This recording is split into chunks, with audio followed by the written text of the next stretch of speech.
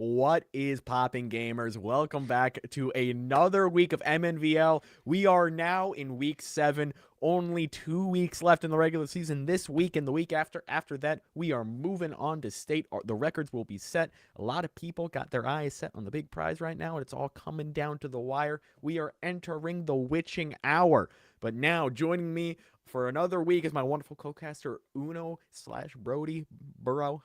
How are you feeling today? I'm feeling good. I'm pretty happy about today. I was looking over the teams here, these players here, and I feel like we've been seeing this a lot on the stream recently. But man, these guys have based on their record so far, they have a pretty good shot at making it to state top 5, top 10 at least. K Duong over here, coming from Blaine High School, has a perfect record, flawless, including preseason. Has not lost a single game. And then Nut over here has one blemish on the record, to be fair, but that game was a very close game. It was a close game. It was a very close game. But I have something to cut you off there. Some also to consider. Nut did take a few forfeit wins during this regular season, which is something to consider. K Duan has played out every single match with, I would say, more dominant showings, more 3-0s, like not really dropping a lot of games in his competition. Nut, on the other hand, I'm looking through, we're kind of seeing the same thing, like you said, that game 5 loss, forfeit win. So it's kind of up in the air a little more for Nut, I would say, but still, still one of the top guys looking to really make a push, trying to get into that upper echelon of seeding, trying to, not have to play someone crazy round 1. Like, oh, I'm an old head. I'm about to tell you an old story from back like 2 seasons ago, I think. Fall. Maybe. It was like SSBU 1v1. What do we have to deal with? But Mr. Huey. Huey is by far and away. He goes to Egan. By far and away the best player in the league. Like, he is dominating 3-stocking people with like his tertiary characters. And he is seeded 20-something because he slept through 3 of his matches, got forfeit losses, and barely made it to state. You want to avoid that. You don't want to be that guy, and you don't want to play that guy. So you want to make sure you are up every single week playing your matches and making sure you can avoid that, because I don't know if we got another Huey in the league right now, but still. Huey was so scary. I remember we were trying to set up like a let's practice thing, and I remember I was first to go with Huey. and I was just, I was like getting warmed up and stuff. Tell me why I got 3 stocked and he was at like 0% the entire time. I was just shocked. This dude is crazy. Getting into the matchup, we have Steve and Terry though.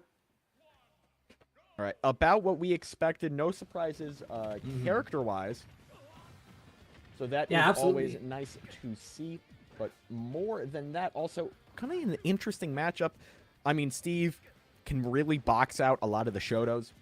I mean, really, really box it out. Quite literally put him in a box by building some walls around him. So it's going to be a real question of how can K-Duan really get in and get some good damage onto the Steve. Because his kind of win condition right now is unrelenting advantage. Because if his advantage state can just stay and just keep going, especially when you get Go Sauce like this, you cannot let this go because you need to just keep pushing. Because Steve's only kind of weakness is that his disadvantage is kind of bad. So if you keep pushing, he's going to have a really hard time finding ways out of it. Yeah, and him just picking up a stock right away using that minecart. I mean, if you're Terry here, you're looking for literally anything at this point. You're looking for those jab combos. I mean, that's the easy bread and butter jab combos.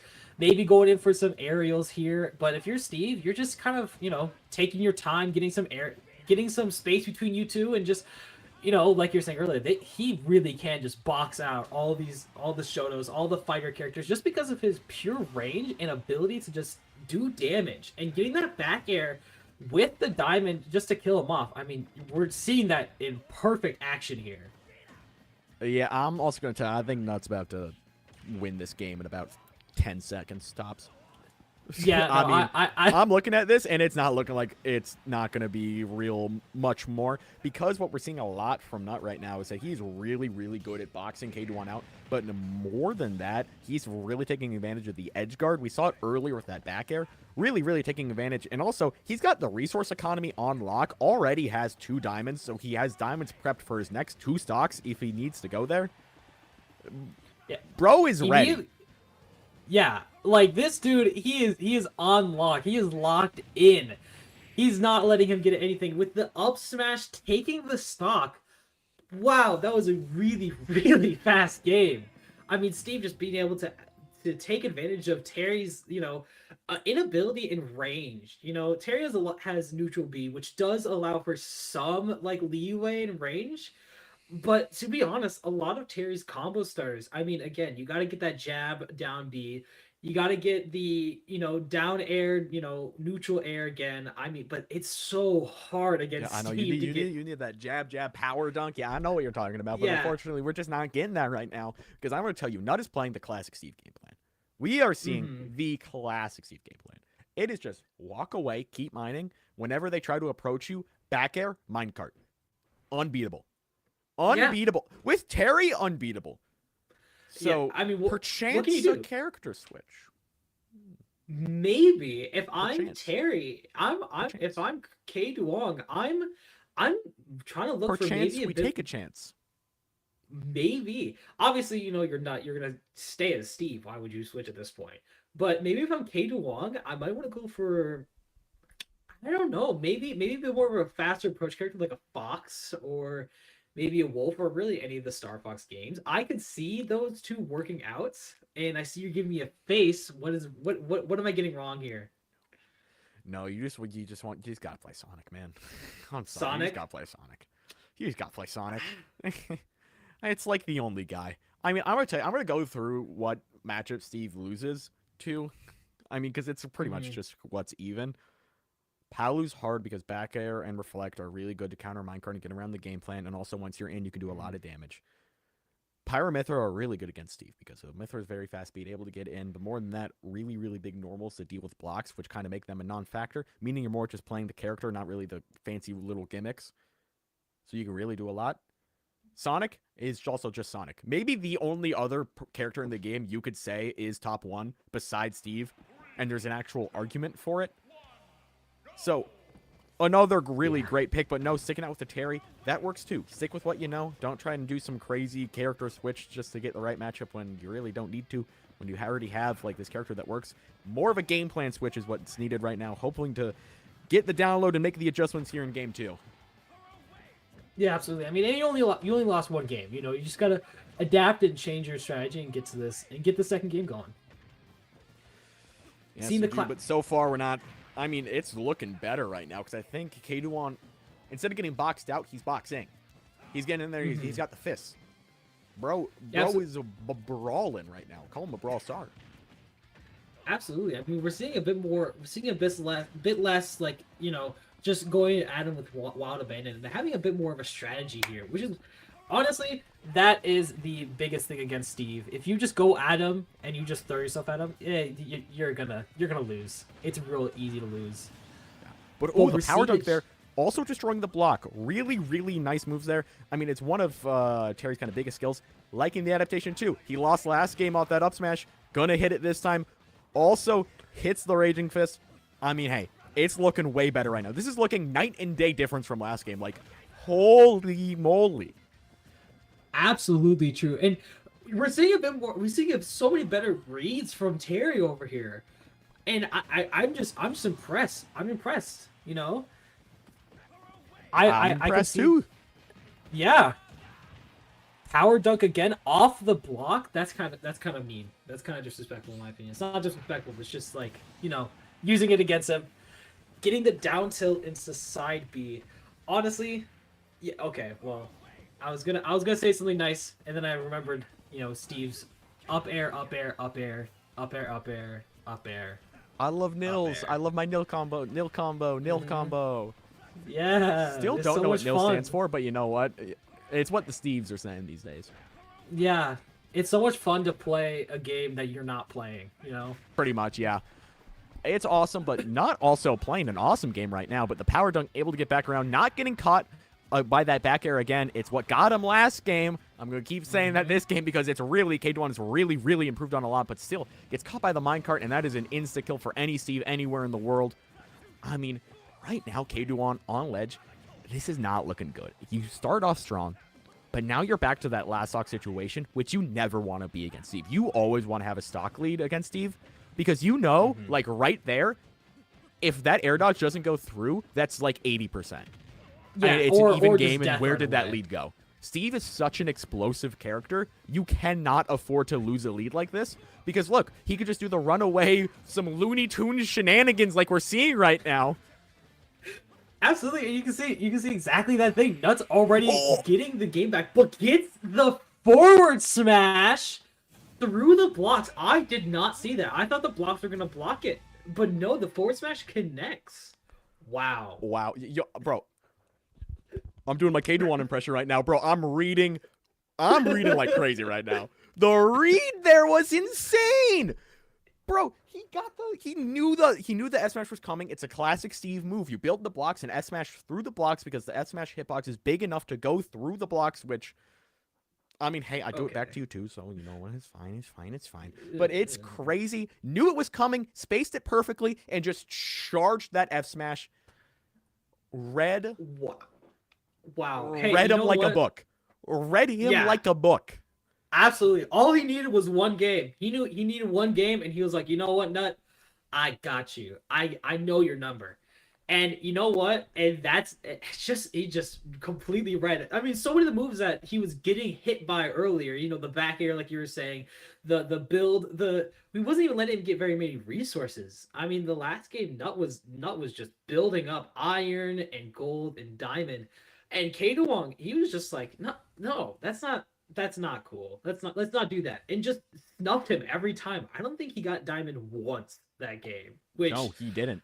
Which is huge. That's huge. It's huge. Absolutely massive. Well, you know what else is massive? Low. I'm just not myself. No. Hey, we're having fun here. We're having fun here. Yeah, we're having fun. We're having fun here. But no, I mean, against this Minecraft Steve, that is really hard, honestly. And especially on PS2. I mean, the economy on PS2 is like a lot more of the like metals, and it's a lot less of the dirt that you would get otherwise. So it's a lot easier to get diamonds, I am fairly sure. So a bit better, but it's different than if you were to go to like town and city. You know what I mean? It is different. And also, I do like sticking out to PS2 is good for K-Duan. I think in the end game, because it's like Steve has a lot of good stages, but going to PS2 honestly just kind of keeps it more even and doesn't really make it like if you're just so glad we're not on FD. I know it can be tempting for Shoto to just go to FD because that's like your classic stage against Steve, but like no, don't do that.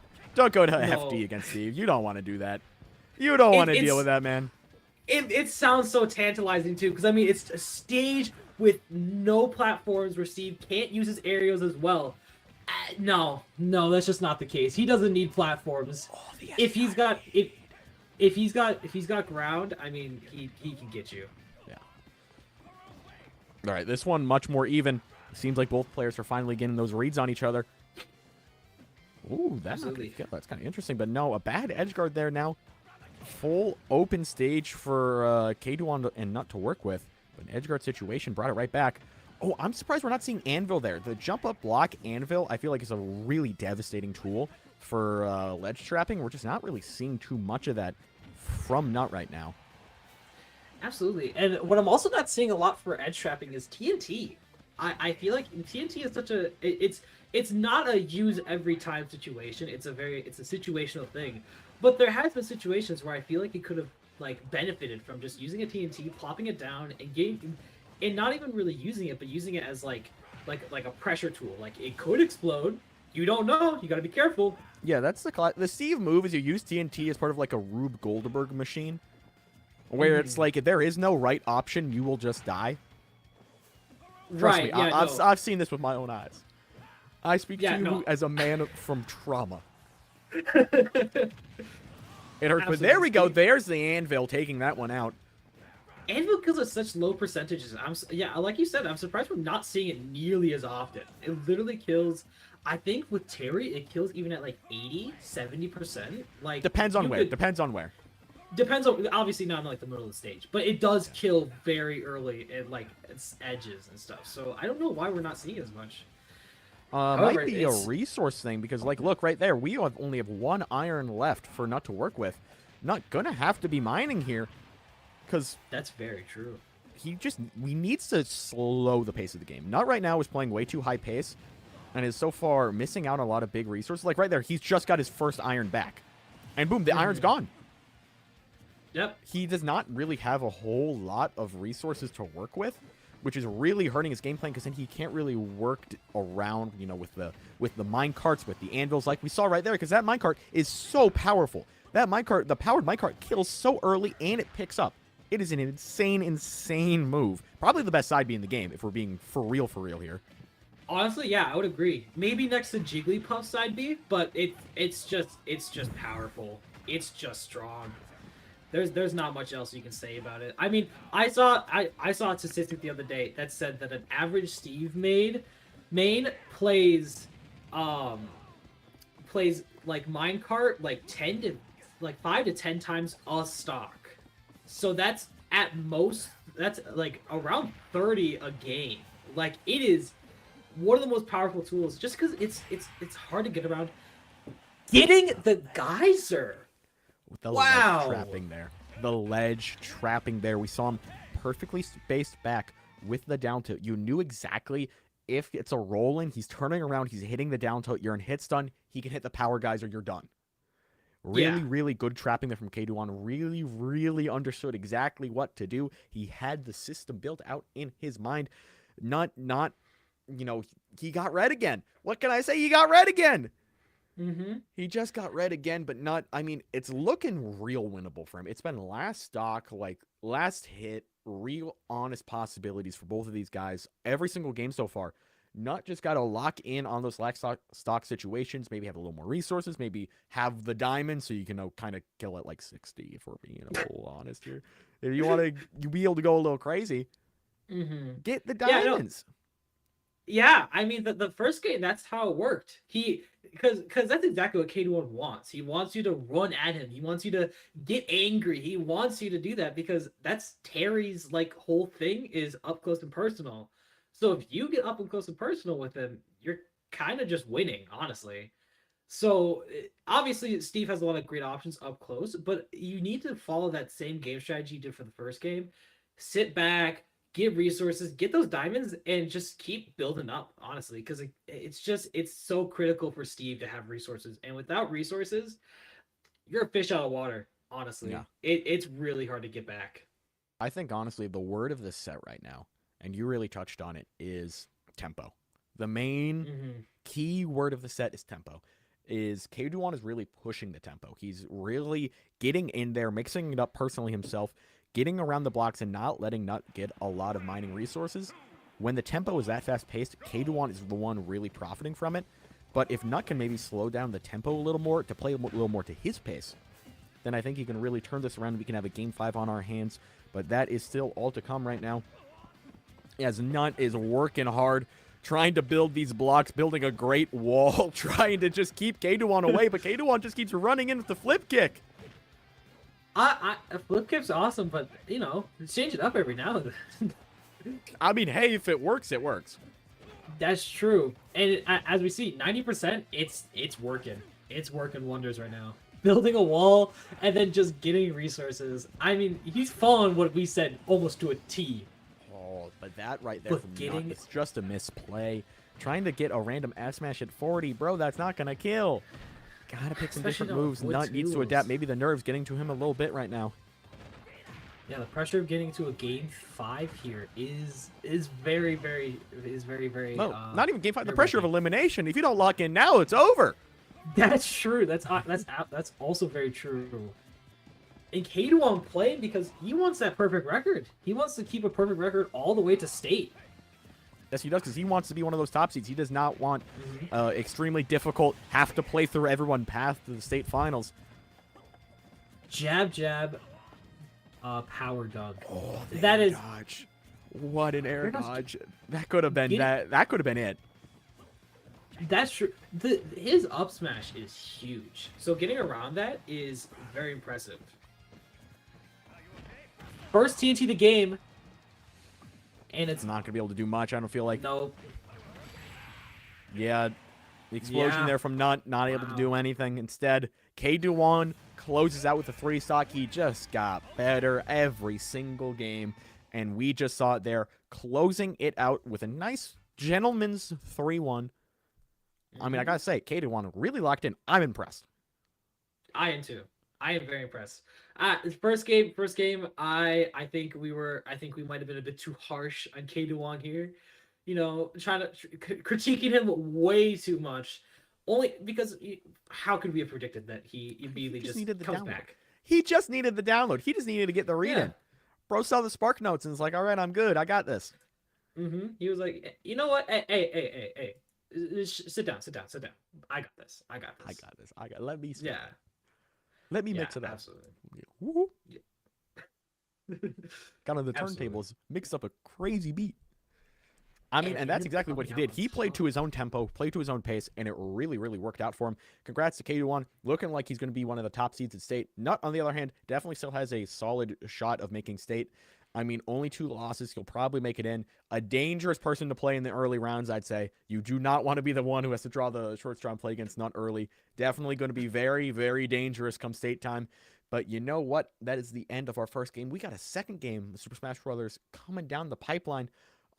Be right here for it because you don't want to miss it. It's going to be a good one. So don't go anywhere. We'll be right back. Here at Concordia St. Paul, you will have the opportunity to earn a degree, make lifelong friendships, and play a game you love on an esports scholarship. For more information, visit csp.edu/esports.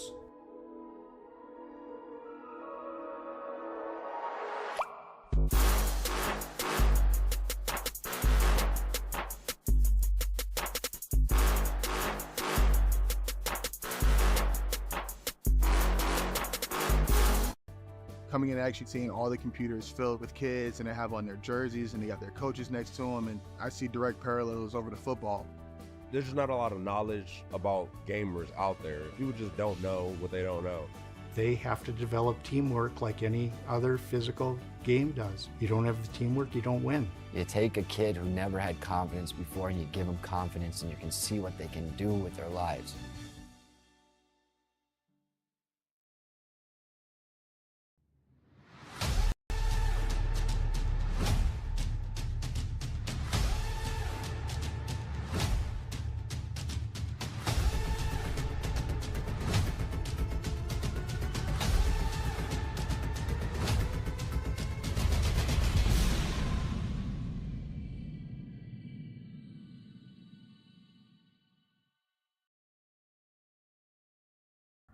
Life isn't one size fits all, and college shouldn't be either. The University of North Dakota is consistently ranked the best value in the Midwest. That means whatever you decide to study, you know it'll be worth it. A better job, less debt, and ready for whatever comes next. Because there's one thing we all have in common. We lead our own way.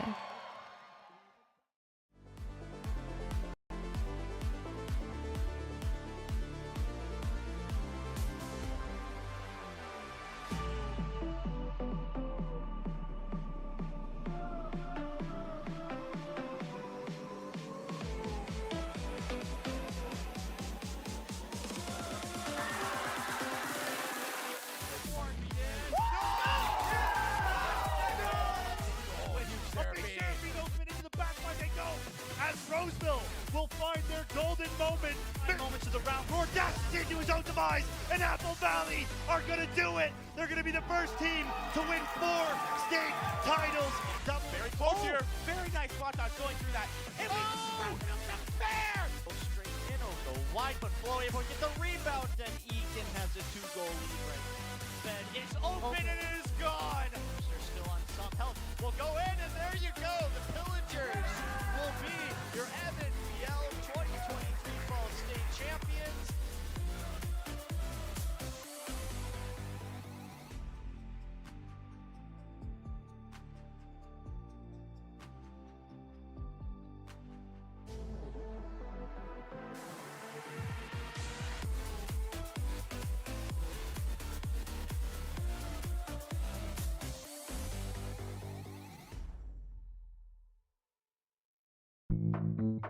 Where are you going? Or maybe a better question is, how far do you want to go? And how fast do you want to get there? Now we're getting somewhere. So let's go. Let's go faster. Let's go further. Let's go beyond.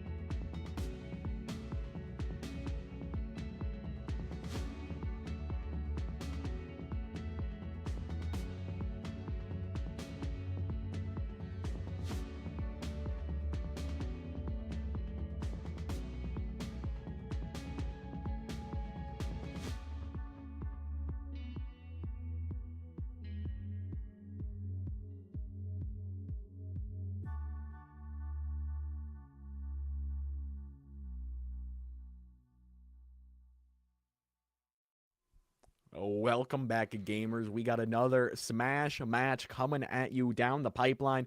We got a matchup between KOV_ versus Big W. Big W looking to get a big W here today. Kov also kind of in desperate need of a big win right now. I'm once again joined by Brody Uno.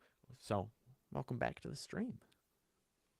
Hello, everybody. Yeah, as you're saying earlier, yeah, KOV is definitely not out of it completely, but you know, you still want to get that win just for that extra padding, just to make sure. You know what I mean? Yeah, you definitely want to, because I would say right now, State has come down the pipeline. It's hype. We all know exactly what is going on, but right now it's the witching hour. When people can lose out on making it to State on days like this, and I got to say, I'm pulling it up right now. The way Kov has played this season, I mean, it's a respectable record, but he has 3 losses. 3 losses is essentially the minimum you can have to make it to State. Like, that is still an edge case, but the minimum. So Kov cannot afford to lose any more sets. He cannot lose any more matchups this season, period, if he has any hopes of making State. He really needs to be able to lock in, get it locked in the brain. You cannot be 4-4 and make State. That just doesn't happen. That does not happen. Big W, on the other hand, only has 2 losses. That's better. You finish with that, you're essentially going to make State at a pretty low seed, but, you know, you're still there. You made it. You can still do some at the big game, the big dance. But a loss this week for Big W would put him in a similar situation to Kov, where it becomes an edge case. You have to win tiebreakers. You still don't know if you make it in, even if you win in Week 8. So really big stakes today for both of these players. A must-win matchup for both of them. Absolutely. Both of them, you know, if you make it to State at this point, you're going to have a fight. You're going to have a fight getting up there. But it is definitely a winnable fight. And I think for these two, it is definitely a winnable, very winnable fight. It seems as though we're going back to PS2, as always, just for the first match, you know, always a good PS2. And I know you're excited to see this Pyra Mithra with Big W in Palutena. I am, okay. I love you know. I'm a Pyra Mithra main. This is who I play every single week, all the time. And it is a love and hate relationship, but I know I can never switch because I am too addicted to the top tier. And so right now, you're getting the gummy experience, where I'm watching, and I'm going to know exactly what you could be doing better. And I'm going to tell you right now, that instinct to just randomly up B in the middle of the stage and then randomly up smash back again, it's going to get you far, kid. That's going to get you far. But as to point out, Big W going the guns blazing approach. As you can see, just throwing out side Bs at ledge, randomly popping up Bs as like a way to try and pick up on these recoveries. I'm going to tell you, not the greatest plan, but it does work. That up B picks up so much. It is a huge up B, and it picks up so much. And it, from pretty much anywhere where it picks up, it can be the kill hitbox, which will really do a lot, especially on ledge. But switching things over, switching gears to talk about Cove, because I also play Palu. I did pick up Palu for some matchups, so I have a little bit of knowledge of Palu. I could say right now, watching this, ooh, it is a lot of just kind of throwing out a lot of the same options. Like right there, you don't want to air dodge. You got to up B back to stage. It's a much safer option. But we're throwing out a lot of smash attacks. We're throwing out a lot of just kind of random projectiles, but without much of a game plan to the projectiles. That is not the way you want to be playing Palutena. Her smash attacks are not good. Plain and simple. Yeah. They're not great. They work, they're smash attacks, but they're not, good. Oh my god, Windows 10 is blocking my screen. Okay, I'm back. I'm back. But yeah, it doesn't really work out too well, so we need to see a lot more aerials, a lot more normals from this Palu to actually kind of be able to take these stocks. You're not going to take a stock with up smash. What you're going to take a stock with is bair. That or up air. That's your money makers. You don't want to be doing these smash attacks. You want to be using your money makers. But, the side B does take it there, that percent.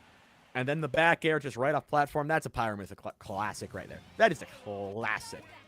And closing that one down. Absolutely. And touching on the Palutena note, you know what I'm noticing? A severe lack of neutral air.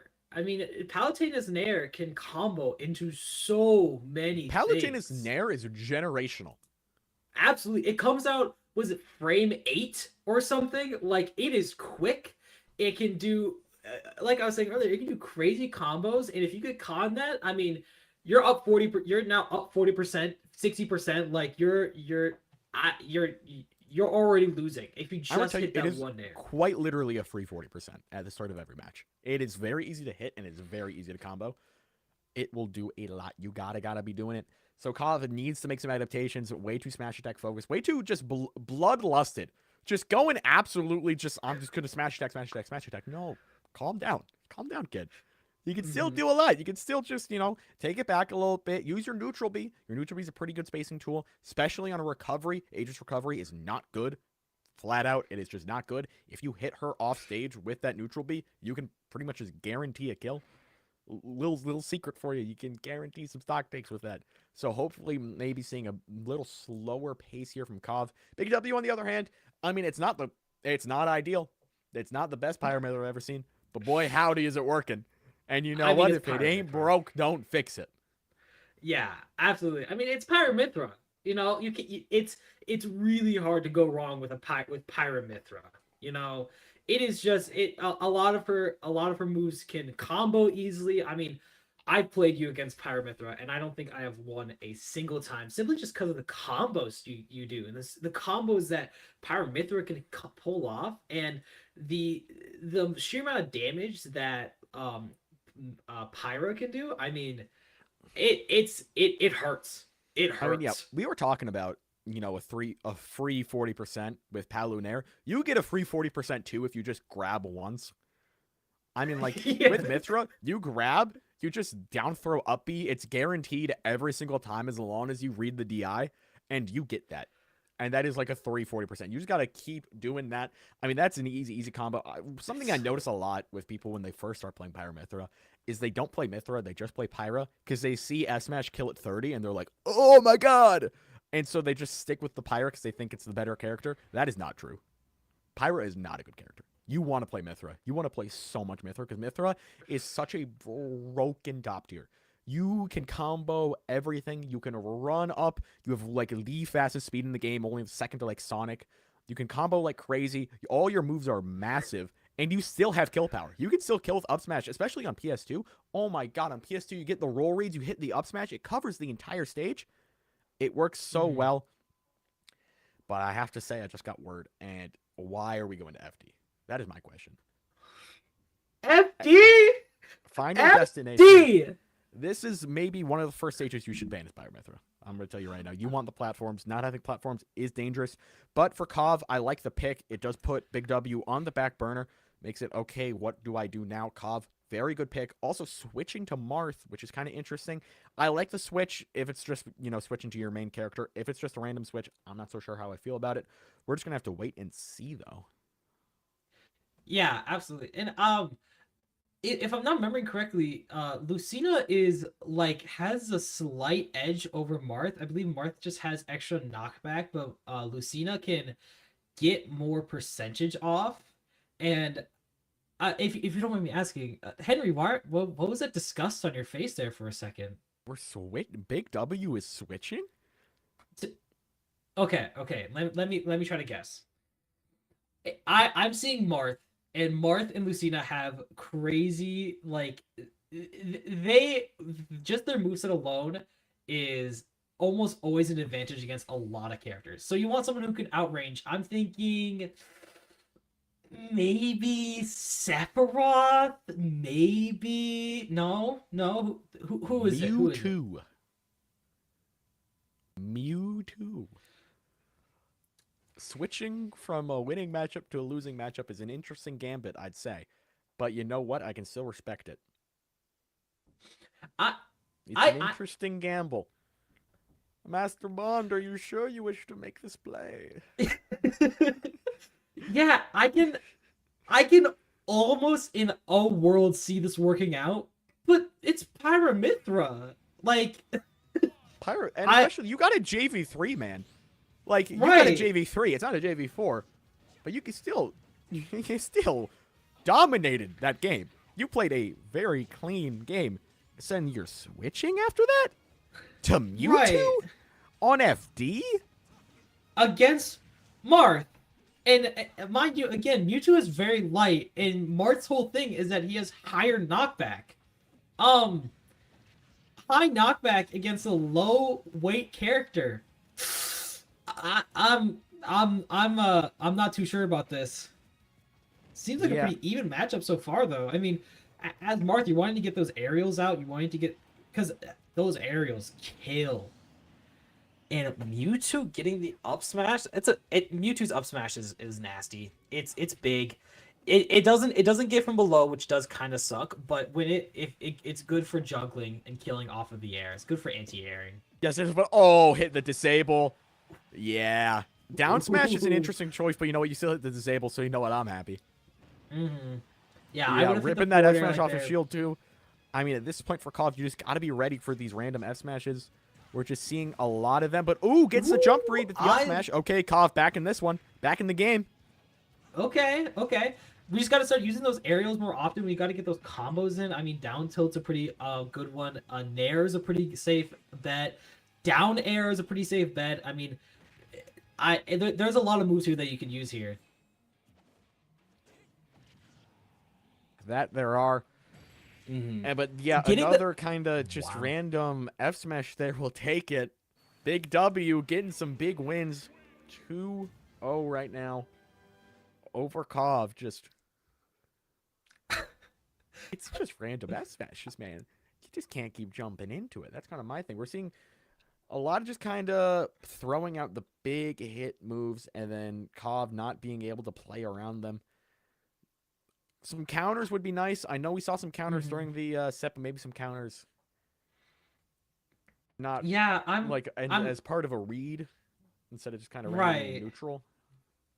I feel like if I'm Kov, I'm seeing Big W, I'm seeing him just throw out the F smash whenever I get in front of him at all. I would try to bait it as much as I could. Because like you were saying earlier, I mean, if you throw out a counter every now and then, it does wonders. And I know Marth's counter isn't exactly the greatest, but it's damage. No, but damage. A counter's a counter, and that's what we got to talk about. A counter is a counter. It's damage. It neglects your damage and puts it on them. I mean, it's damage, you know? A spot dodge would also be nice. Just one spot dodge would be nice. I feel like just anything to get around it would be nice. I mean, there's a lot of moves you could do. You could just bait it in general. You don't even have to counter. Just bait it, move back, and then go forward again. Because Mewtwo's forward smash, especially Mewtwo's forward smash, has some not crazy end lag, but has some end lag. And did you? What's going on? I got more news. I got more news for you. It's the news time. News time with Gummy. I got some more news for you. Okay. Kov is switching yet again. Okay. Take a guess. Okay, so I just lost some Mewtwo. Mewtwo's a very light character, like I'm saying. Maybe I go for a heavier character so I can just kill it like 50%. You know, maybe I go for a character with more range. I don't know. Who is it? Pyramithra. We're just going back to the well. We're going back to the well again. I swear, if Big W picks Palutena, we've completed the circle, and I will be happy. That's the only way. That's the only way this could go. Big W better pick Palutena. Oh man! It also, you have to say, as per the rules, at least I don't know how it is in MNVL, but for everywhere else with character picks, because Kov lost, he gets to pick character second. So Big W has to pick a character first, so Big W can't counterpick Kov. I do As per the rules of switching characters, Big W has to select a character first, then Kov has the right to switch based off what Big W does. So yeah, I mean, as per the rules, Big W might just throw out a random counterpick and then just say screw the rules. I don't even know how that works. I don't know. I'm pretty sure with MNVL it's not nearly as like organized. You just kind of pick your character because it's through the arena. So once you pick your character, you put it in, and then you just start the match. Bro, you unless someone like organized. What? You think locals are organized, man? More organized than MNVL, I would say, with this type of thing. I might disagree. No? Respectfully, I might disagree. I have to go to more locals then. So MNVL's pretty organized. MNVL's pretty organized. We got some crazy organization here at MNVL. A lot of good work. I mean, hey, actually, that leads me to a great segue. I got a great thing to bring up. What is Talk about how great MNVL is. What about the great people that make it possible? Our wonderful, wonderful sponsors from MNVL, our collegiate sponsors. You saw them during that ad break. You saw all their logos right across the top. They are our wonderful collegiate sponsors. Without them, would not be possible. Let me pull up the list because I want to make sure I get each and every single one of their names because they are all wonderful. And without them, MNVL would not be possible. I mean, I got a whole list. You got St. Cloud, Concordia, UND, NCU, River Falls, Leon. I mean, just so many great schools. There's also Midco, which is not even a school. That's like a internet thing. But you know what? They are all so much going on. If you have any interest in continuing your esports career after college, go to the MNVL website and check them out. But Kov, switching to the Aegis means you get put under the microscope. You got to be ready for it. I like that upbeat. That's a good read. But more than that, Big W sticking with the Mewtwo. It's an interesting choice. It sure is interesting. But it worked out last time, and so I'm wondering maybe he's just gonna, hey, it worked last time. Let's just keep it going. Sticking with Mewtwo is not a bad choice. In this matchup, it's not really like a bad matchup. It's fine. It's like a +1 or a -1. It's not crazy. Yeah. Oh, good get up attack. I'm liking Kov's Aegis right now. It's not perfect, obviously, no one is, but I'm liking a lot. It's playing with a little more patience. It's getting some better reads and actually getting some hits. A grab would be nice, I would say. People overlook the grab so much for some reason. It's I feel like every character has a grab combo in some way, some shape or form. And as you were saying earlier, I mean, Aegis has an amazing grab combo, so why not use it? No, it's not even about combos, man. It's just you got to grab because it's Super Smash Bros. Ultimate is a game of rock, paper, scissors. Your options are attack, shield, or spot dodge. And grab beats shield. Attack beats spot dodge, depending on the attack. And spot dodge beats attack. It's a whole circle. And so if you play rock, paper, scissors, but you decide that you're never, ever going to use scissors, you're not going to get very far. Yeah, why would you not just throw out paper every time? Just paper, And then you're gonna get shielded and you're gonna get blocked and it's just not gonna work out for you.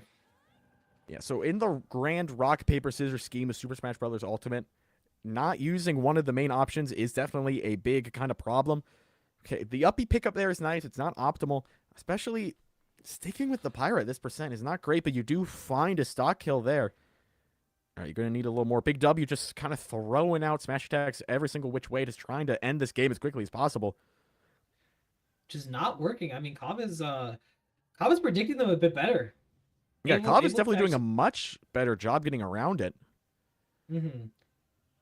I think Kov realized, wait, this dude's just using forward smash, up smash, down smash, just kind of throwing stuff out. So if I just get around it, I mean, I'll get a kill. Ooh. Oh, that was a good play. It didn't work out, but I like the idea behind it there from Kov. Oh, that's bad. Yeah, if Big W was more locked in there, that's a stock take easily. Okay, switching back to the Pyra. 131. A lot's going to start killing here right now, but hits the down smash. Ooh, tries to go for the uppy follow. Oh! Not able to get it, but does get the F smash follow up. Kov taking a game there. Okay, do not switch off the Aegis. I'm begging. I am begging you. We've switched characters every time.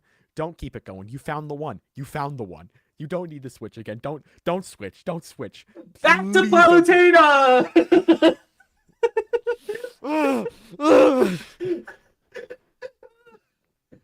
Oh man, this would be game of the Aegis if he switches from Aegis again. Just trolling here.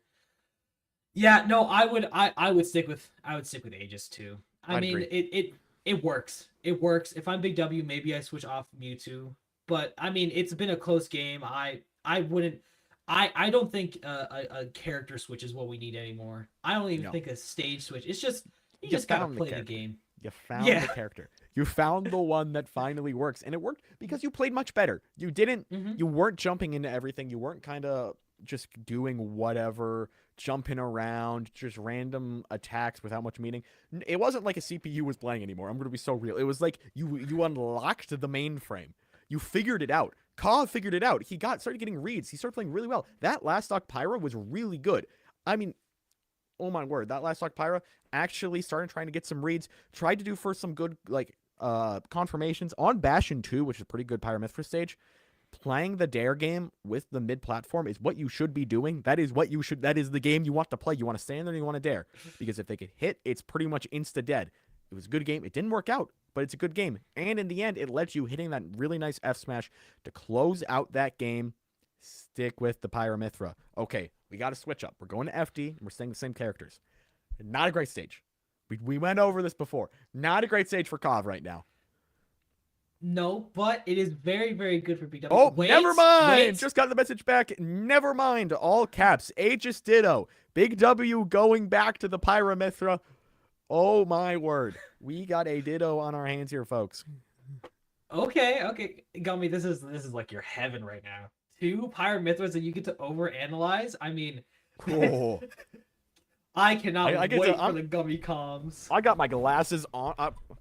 I'm leaning in. We're getting ready. We're getting ready for this. We're gonna analyze this game because I want to tell you the Aegis Ditto is certainly something. It is a interesting matchup, and that is a great way to describe it. It's interesting because it's both 2 characters that are incredibly fast and incredibly hard to hit with really big moves that are really good at hitting each other. It is unstoppable. It is 2 unstoppable forces just running into each other.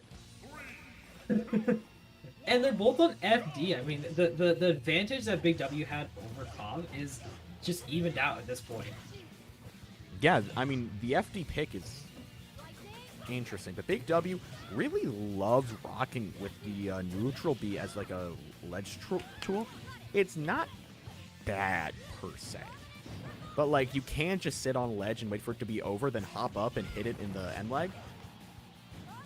So might have to be careful if Kov starts an adaptation around it. Oh, just S smashing at each other. What better way to describe this set right now?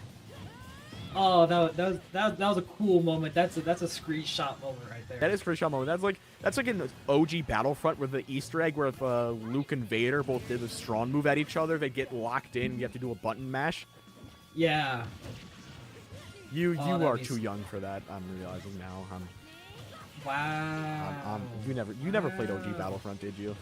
I did. Really? Absolutely, yeah. My cousin was a huge Battlefront fan, and he loved that game. So I played the game when I was a kid. Granted, it was when I was like 7 or 8. But AJ loves Battlefront. He loved that game too. He does, but that is very removed from the MNVL world we are in right now. We gotta get back to the game because I'm seeing down smashes, and that is just making me wonder why.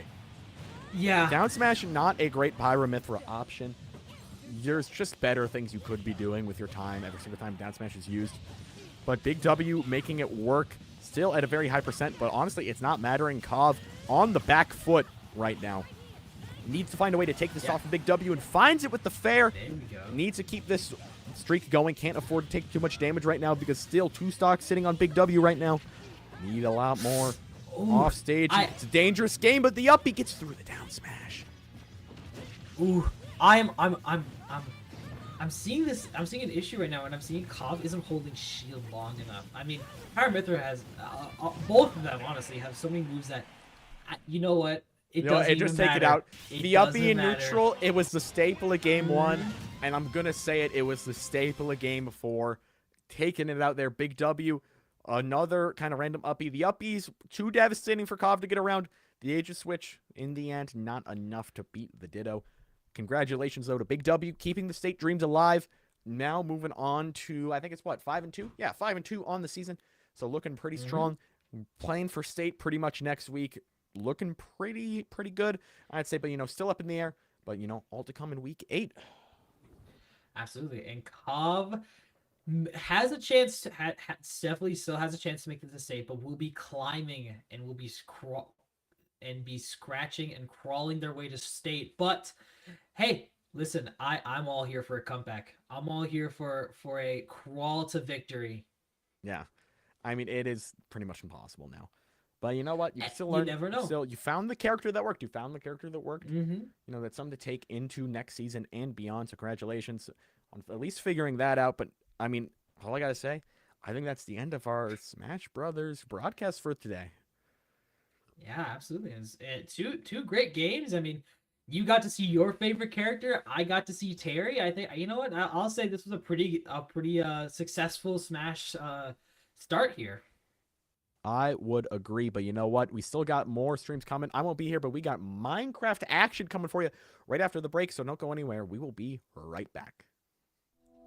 Here at Concordia St. Paul, you will have the opportunity to earn a degree, make lifelong friendships, and play a game you love on an esports scholarship.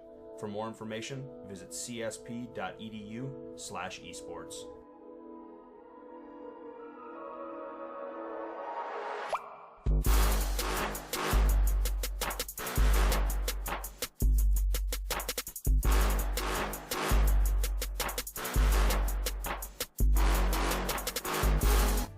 Coming in and actually seeing all the computers filled with kids and they have on their jerseys and they got their coaches next to them, and I see direct parallels over to football.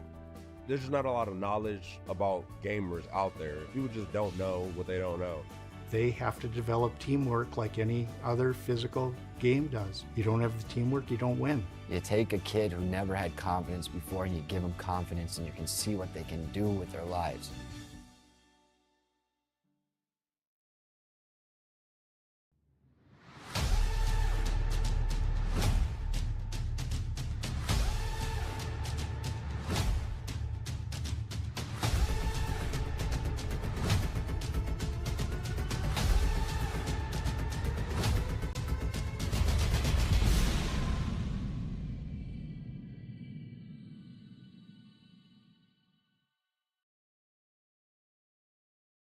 Life isn't one size fits all, and college shouldn't be either.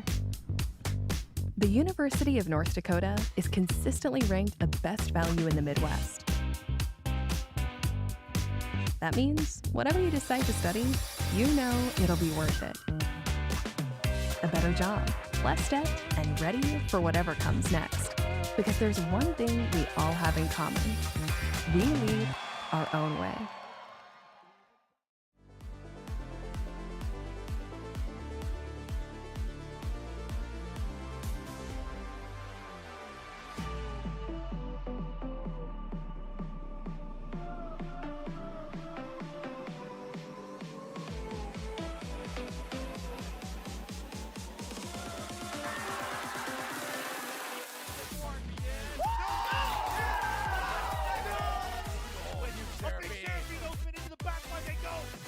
Roseville will find their golden moment. 9 moments of the round. Roar dashes into his own demise, and Apple Valley are going to do it. They're going to be the first team to win 4 state titles. Very close here. Very nice spot on going through that. And we fair. Go straight in over the wide foot flow. Able to get the rebound, and Egan has a 2-goal lead right then. It's open and it is gone. They're still on some health. We'll go in, and there you go. The Pillagers will be your MNVL 2023 Fall State champions.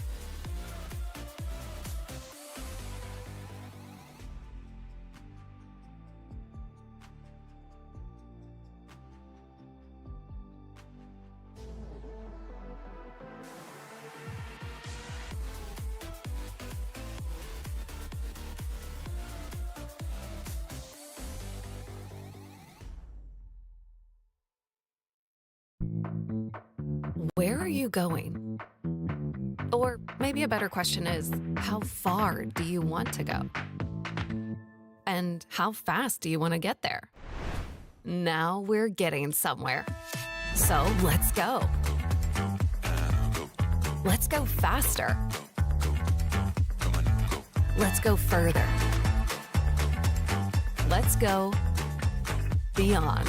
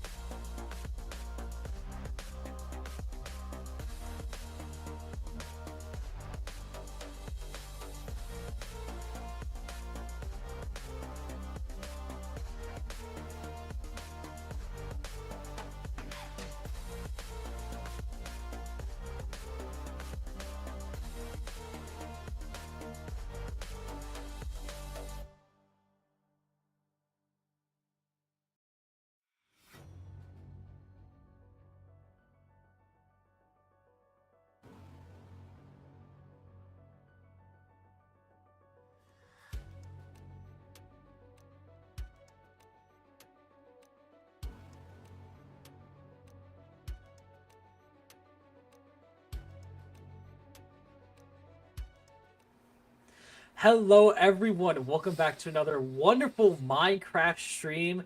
Today, we have another amazing matchup, not with Big W and Cove, but here I am with not Gummy, but instead Skep. Yeah, How's it that going, is right. Skep? I'm doing all right, man. I'm happy to be here. Excited to make my debut cast alongside Uno. You've been doing a great job this season, so I'm looking forward to it. Yeah, absolutely. Have you casted Minecraft before? Yes, sir. I've casted at least once or twice a season, I'd say, almost each season. So I'm pretty familiar with the name of the game, Bed Wars, what's coming down to it. I've been on Jungle before, not playing it, but at least commentating it. So familiar grounds for me. Awesome. I'm very, very glad. Well, I will tell you the teams that we have today. We have Rogers High School here with us today as team number 1 in Minecraft from Detroit Lakes, a new school coming into the MNVL little community here. And from what I'm seeing here, they're both pretty even matches here. I mean, Rogers here has a like 3-3 record, and Minecraft has a 3-3 record as well. I mean, it's gonna be Sounds pretty even good. matchup. Yeah, it's gonna be pretty even matchup. So, you know, I'm hoping for no like crazy 3-0s or anything like that. Just it seems like it's gonna be a good day today.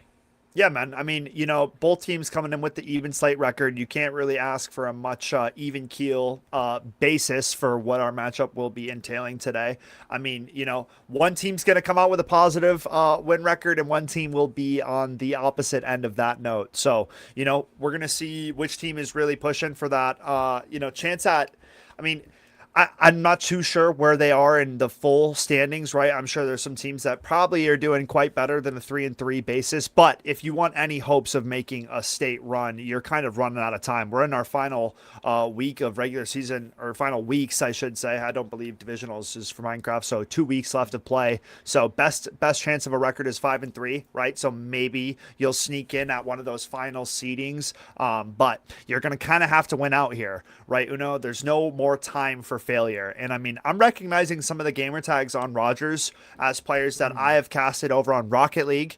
So I love to shout out when I see those players playing in multiple games. Captain Bean, Donut King, and Pixel Peely, all 3 of those gamer tags I do recognize. So shout out to the Rogers multi-esport athletes. Am I right? Yeah, absolutely. And I was actually just about to touch on that, and I'm wondering, at least I'm hoping to see, you know, those 3. I mean, like you were saying earlier, they're on Rocket League, so right. They already been playing together. So I'm hoping to see some amazing synergy here, you know, with them being in Minecraft. Agreed. And I know they have the extra player here being Jervion, I believe is how you say that name. But you know, yeah, I'd give you that. Yeah, Jervion. It's an interesting name, but it's definitely a good one. But yeah, I mean, even with the extra player, I mean, it's 3 people at the very least who have amazing synergy, and with this extra player, it sounds like it's going to be great. And as I was saying earlier, the Detroit Lakes, I mean, I like I said earlier, they're new to the MNVL community, so I have nothing to say about them. I mean, they're going to be a wild card. For all sure. we know, they could come through and they could destroy this game. They could absolutely like go ham, or they could keep an even slate. I mean, I can't judge these guys. I have no idea who they are, but they've been killing it a little bit so far. So I'm hoping to see more of that coming up. For sure. And I mean, so these teams probably haven't all played against the same exact competition, right? So sometimes, like, you know, you can't really tell with the 3-3 how even you are in terms of a matchup. So this first matchup out of the best of 3 should determine a lot, right? Both teams will be getting those feelers out for each other. I'm not too sure with how often either one of these squads has appeared on the Minecraft stream this season. Do either one of these squads look familiar to you, or is this debut, do you believe, for both of these squads? For me, it's debut for both of these. I mean, like, okay. I mean, they're both kind of new, at least new to the stream, so I haven't seen them before. So, all right, you know, yeah, sounds good. Well, a lot of unknowns then, right? So, I mean, us, and the viewers alike will kind of be getting this eye-opening first-time experience, kind of seeing what both teams will be bringing to the table. Familiar names doesn't quite mean that it will be similar play, right? I mean, complete different games, Rocket League and Bed Wars Minecraft. Not really too many synergies besides communication and familiar faces, right, with amongst who you're playing. So good note for the side of Rogers. We'll see once we get into it. I believe the map we're heading to is jungle. I did kind of lay that out as a sneak preview. Familiar grounds for our MNVL Minecraft audience. Yeah, I mean that's actually not what I was expecting, because usually, you start out with Dragon. That's usually that's the base one. I mean, that's the one with the lava. Dragon's pretty. It's good. Yeah, map. it's like the PS2 of this. I mean, it's very very equal. So I'm shocked to see jungle off the bat, but jungle's the only one that I believe I haven't seen on stream. I know that's one actually. Okay. It's the only one that the players have not picked yet. Wow. But okay. But I know jungle. Jungle's the one with the TNT, and it's with the pressure plates. It's like spleefing, but like not really. And it's a pretty big map too, if I'm not mistaken. It's so open area, and like it feels like in like the middle island, I feel like there is a lot of like tight contested spots, and like I do see most of the fighting. I mean, dumb thing to say, but like most of the fighting takes place in that center ground, right? Because there's not a lot of room to run around once teammate or the teams kind of get mashed up together. So most of our action will kind of take place around those generators towards the center ground. But as it kind of stretches out to the sides, it can be kind of a little bit more taxing to kind of push out to the side islands. So kind of getting, I'd say, claim over the middle state earlier on could benefit either one of these squads. So kind of looking to see who kind of comes out at the jump ready to go here. Yeah, absolutely. So as we're getting started with this next game here, I have just looked over Rogers. I just looked over Detroit Lake's record one more time, and I'm noticing they have a few I blanked on the word.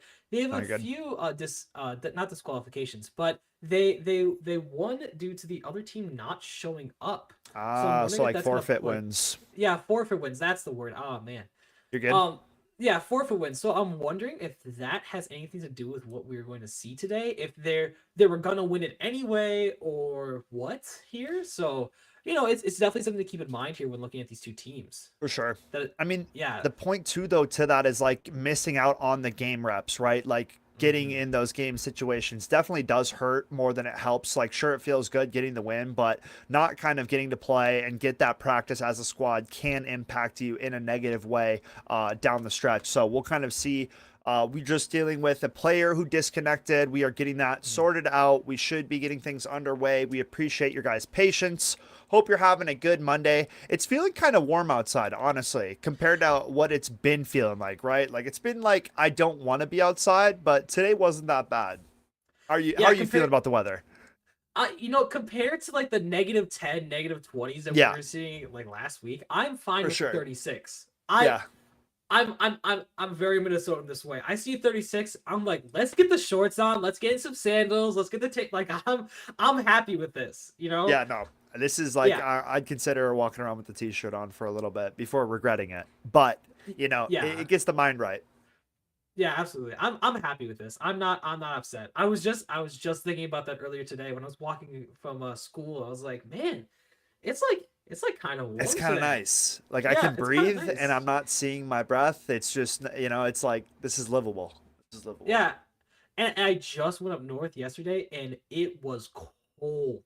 It was cold up north yesterday. The north stays pretty chilly. So some things don't change. No. But our friends in North Dakota are probably dealing with that. Yeah, absolutely. Or northern Minnesota, Duluth, up there. But for sure. Just north in general. So our hearts go out to you guys. Well, we're more stay South warm. Minnesota. Stay warm. Yeah, stay warm up there, please. We don't want to hear anything crazy happening to people. So yeah. Happy to but I am happy to be inside still. I'm you're definitely not gonna see me on stream outside anytime soon. That's for sure. Yeah, man. We're getting there. Well, who knows? Mm-hmm. Outside of MNVL streams, we'd have to come up with something fun for that. Maybe that would be fun. Some pickup games or something. Yeah, we've done it before. Oh yeah, that'd be fun to do again. So Jungle, Dragon, Yoshi. What else? You got Aqueduct. Stadium. Is Stadium still around or no? Stadium is not still around, sadly. Cool. Well, hey man, we're checking the basis now. I'm making sure. Yeah, no, absolutely. Yeah, so you have Aqueducts, you have Vertigo. Those are the 2 water maps. Ooh, Vertigo. Okay, that- I don't know if I've heard of that one. Archipelago. I do know that one. I do know that one. yeah, Vertigo is a that's Counter-Strike map. I'm like, okay, I've played Vertigo, but that's on Counter-Strike, so Sorry, I've been You're good. I've been playing Counter-Strike quite a lot. But yeah, You're good. Archipelago, Aqueducts, Jungle, Dragon, and Yoshi Island. Dragon is usually the one that I see played first, just because it's a good like counter. Yep. Good, not counter. Sorry, good starter for this. Mhm. And then Jungle, I guess I've never seen, so I don't know if it's a good starter or a good counter. I would imagine it to be an okay starter and like not really a counter, but also not like any one team has more advantage on that. yeah. Jungle feels pretty Yeah. neutral, honestly, from Mhm. what I've watched in the past. Yeah, and then you have Yoshi Island with all the honey. Personally, my favorite, just because I love the little green guy. Yoshi's fun. I love him. Then you have Archipelago and Aqueducts. Aqueducts is more fun in my opinion than Archipelago. However, they're both great. They're both great maps. And as we get started right away with Getting this underway. jungle, Yep. yeah. So this is kind of what I was telling you about. I mean, you get your big middle. Mhm. We're missing some blocks in the middle there. What happens? Now, I wonder if that's due to lag or no. Probably That's lag. definitely Has to be, right? Yeah. Has to be. Yeah, because unless some crazy guy speed bridged without blocks. Yeah, there's no way. Yeah. Just flew So over to the that- center island at the start of the game.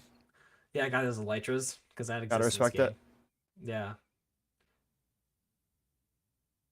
All good. At least It we is- are it is- underway. Rogers in blue, Detroit Lakes in Mhm. red. Yeah, I'm wondering if the missing TNT is going to become kind of a nuisance for Detroit Lakes. I mean, you're already kind of at a disadvantage with your main pathway being obstructed just a little bit, but they'll find a way around. I mean, it's a disadvantage, but not a permanent one. For sure. Yeah. Might slow you down just a tad, but it's not gonna alter your chances here. No, absolutely not. Here we can see them bridging out. I do see what you mean though about that it becoming a bit tedious to try to get out to these islands because I see the real close like the real close middle that you're talking Yep. about, and then the real far islands. Yeah, you So- kind of it's a stretch. The bridges, I mean, Mhm. yeah, we get some pretty gnarly bridge action, double bridge action, one being elevated, right? So kind Yeah. of some vertical fighting, if you will, comes into play. Bows are very impactful. It's felt like in the past on this map due to just the length of the bridges, right? More chances of knocking somebody off into the depths, sending them back towards their bed, really just delaying. So defense kind of can feel a little bit easier in a sense. Like you have more time on your hands before people can kind of be right on top of you is kind of the point I'm trying to make. Yeah. That and time is money. I mean, Yeah. you hear everyone saying it, but time is seriously money. It is very impactful here. And I don't know if you saw this, but I saw a little bit of wood sneaking through. I wonder if they're gonna catch that because that might lead to a bed break if they're not too careful about that. We haven't seen anybody pushing too aggressively forward, staying closer. I mean, Donut King fallen probably to his death or just resetting, right? Getting back to base. Could have been Yeah. either. I don't know if we caught that, but just farming I up mean, resources early on. Your typical getting base level supplies around the bed. it seems like it seems like Rogers has made it to the middle and has started collecting some of For those sure. end game resources right away. I see them with TNT or maybe a fireball, likely more TNT. Glass. You know, I will say I've always preferred glass over endstone. I know it's easier to break, but the TNT being such a strong like that if you use TNT, that could be a game decider right there. So For sure. I personally prefer TNT over glass. Or sorry, oh wow, I prefer Glass over- endstone. Yep. Yeah. So that I mean that's always just been a preference, but endstone is also easy. It's cheap. I don't believe it has perfect TNT resistance, but it has more TNT resistance, and it's just harder to break. So I Right. mean, Yeah, we have Donut King up top here. Starting to maneuver his way over towards one of these red close by islands. Yeah, you can see it. You can see he's trying to push with the TNT, which is a very smart move. I mean, early in the game, trying to get those early pushes, trying to get early pressure and advantage over the other team. That's exactly what you want, especially TNT. I know I was just harping on this earlier, but TNT is really, really important in this game. All right, So if Donut you King getting into a fight here, getting around the blocker. Wow. TNT stacks dropped. We'll see how much damage this does. Oh, bed almost explodes. Just needs 1 second to break through and may get the break. Wait, somehow they haven't killed him yet. I don't know how this guy's still alive. I also surely he's going down. Yeah, there we go. A little too close for comfort, though. Yeah, a little interesting boxing him in. I mean, also I'm wondering, did Donut King not have an axe? Because that's pretty integral here to have an axe to break through. Yeah, get through that wood quicker. Mm-hmm. Must not have. I mean, or at least we didn't see it. Ooh, Pixel Peely going down. Ooh, close. I do like the block save. I do like the block clutch. The attempt was good. And I also like, the denial. I also like dropping the diamonds right away, like off the side, just so that they don't get it. Hey, you know what? If you're gonna go down, make sure they don't have anything to come back at you with. Absolutely. Dump the resources. Don't give your enemy any further aid, right?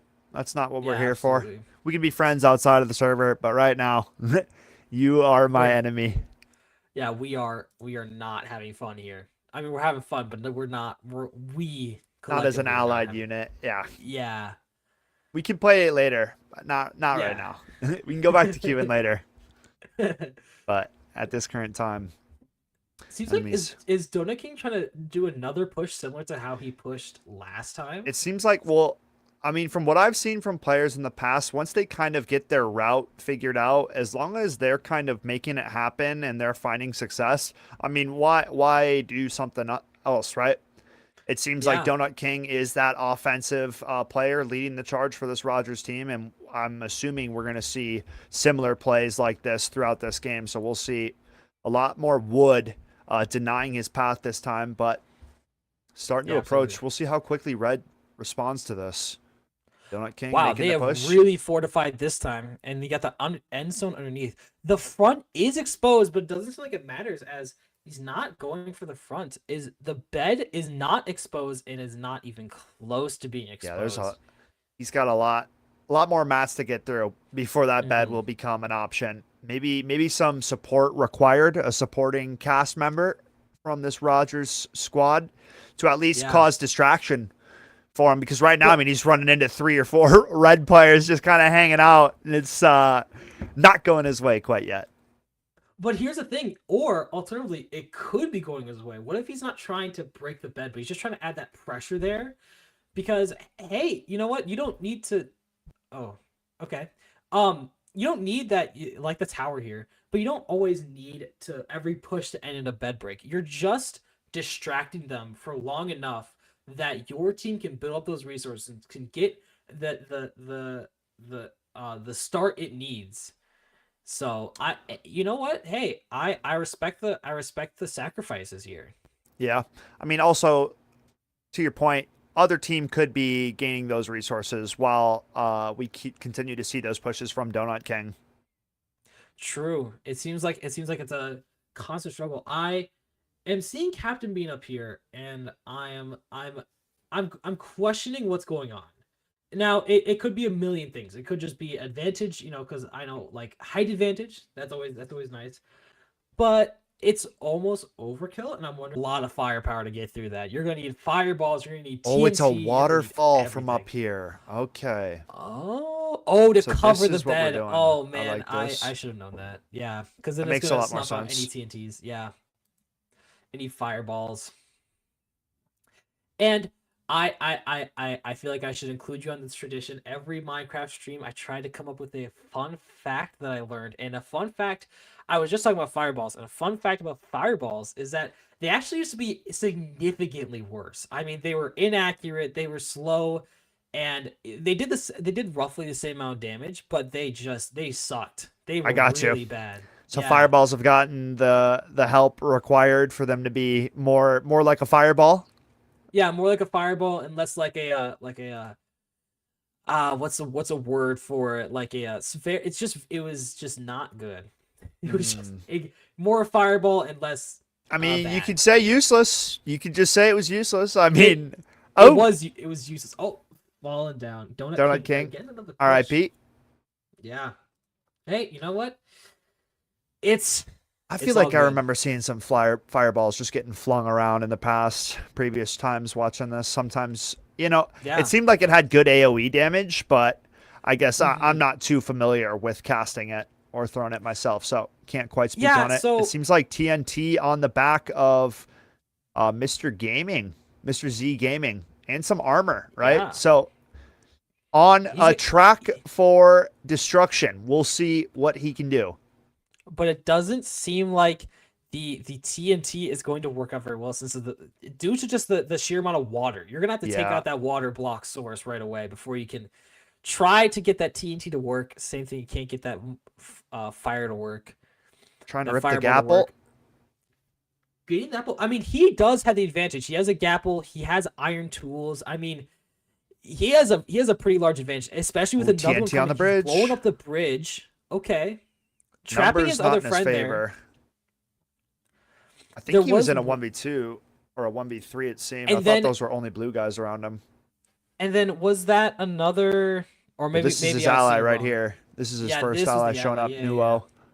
And he's got the iron as well. So I noticed that a lot of Detroit Lake has iron. That is a very, very key thing.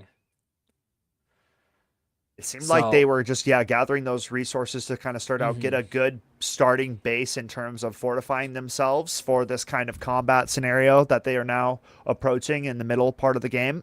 Nuo jumping into it, trying to get into the waterfall and going up. Has a couple defenders on his tail.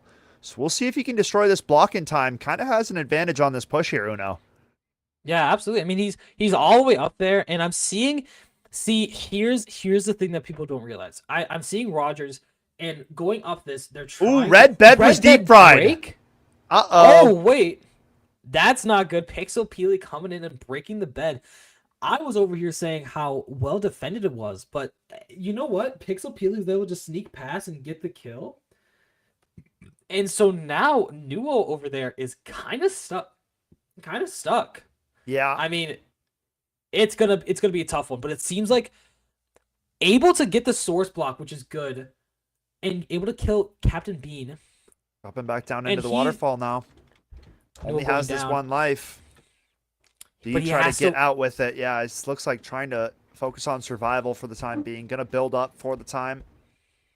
Yeah, you almost have to focus on survival because if you try to go at it now, there's still the water there. There's still all four. Yeah, all four blue players are waiting. Rogers, like a pack, not waiting with open arms for Mr. Nuo. No, just wanting to hurt him very badly. And seems like Pixel Peely trying to come up and get that done, but see, he's on top of him. HP advantage for Nuo. Gapple in hand, gonna heal back up. So he should be safe for the time being.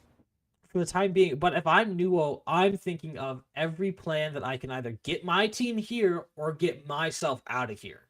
I mean, this is good information too that he's handing over to his squad mates. He's got visual on 3, if all 4 are blue players right now. So, I mean, they're not anywhere else to harm his squad mates, freely gathering those resources for what may be, their kind of final hurrah in this push. We'll see. But playing it smartly, which you like to see. Yeah, Nuo retreating. You don't want to listen. I know it's cool. I know it's awesome to try and get the I was the hero and destroyed the bed, but hey, sometimes you can't get the clip. You gotta get safe first before you can get that awesome clip going. And Nuo still getting pursued by Pixel Peely here on the hunt. Nuo's HP getting lower. Support coming in. Getting some support. Yeah.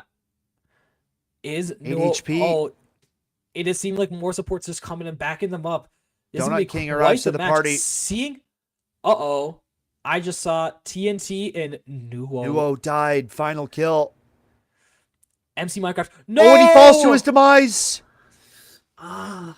Only 2 players left on the red squad. Disclosed Aura and Mr. Z Gaming.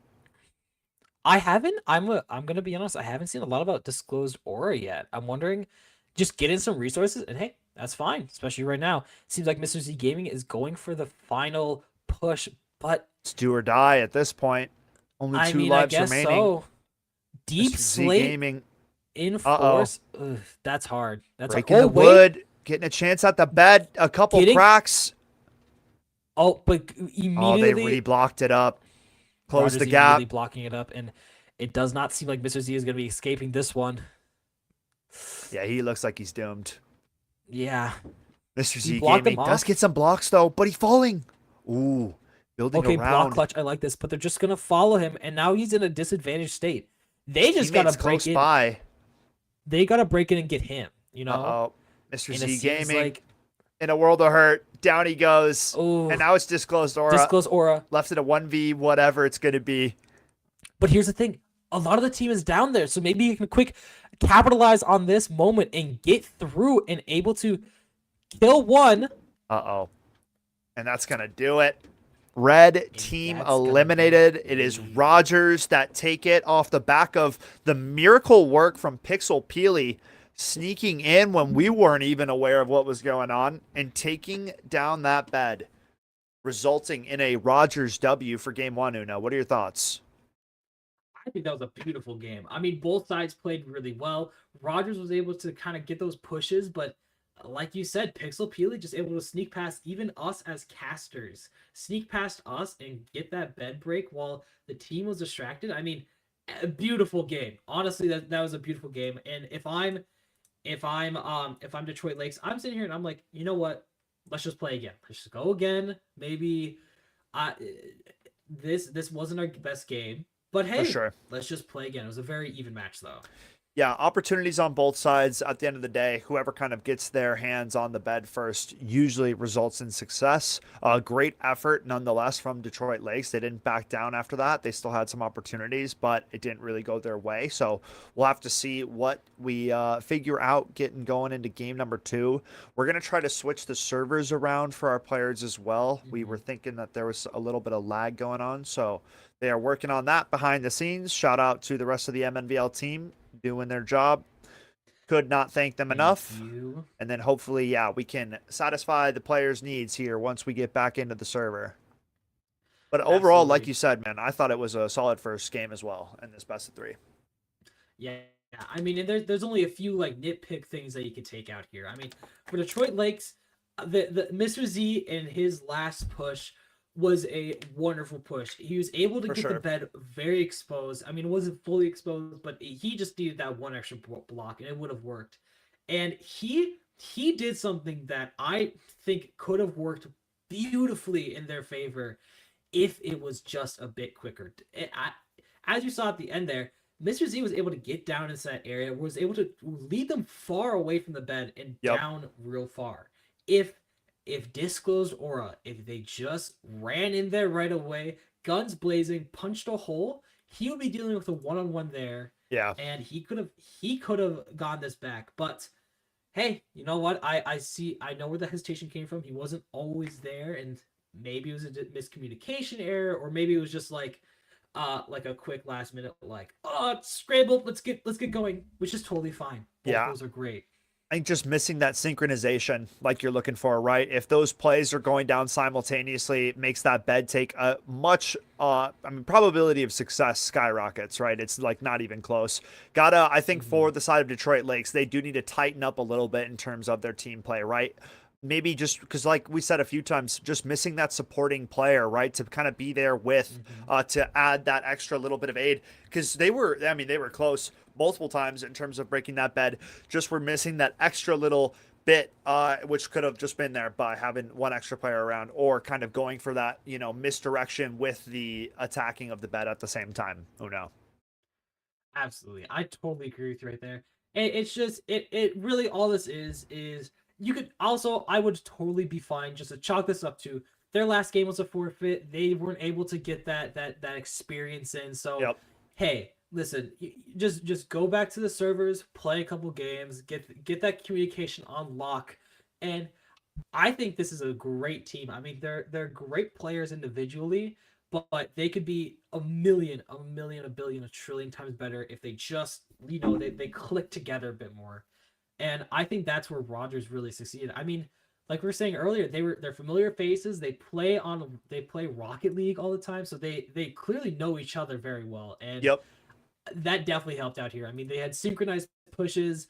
They had pixel peeling going behind while they had Captain Bean and Donut King constantly just distracting and bringing fights, small fights here, so that pixel peeling could come in at the end and just close out the game. I mean, they got that team on lock. And so if Detroit Lakes could just follow that up and match that same energy, I think this is going to be quite the match. Yeah, I mean, it did feel like more often than not when we were spectating a Rogers player, there were multiple other Rogers players in that area, right? So seeming like there was always somebody else available for whatever was necessary or whatever that next play was going to entail. So nice team play coming out for the side of Rogers. They do take game 1 of this best of 3.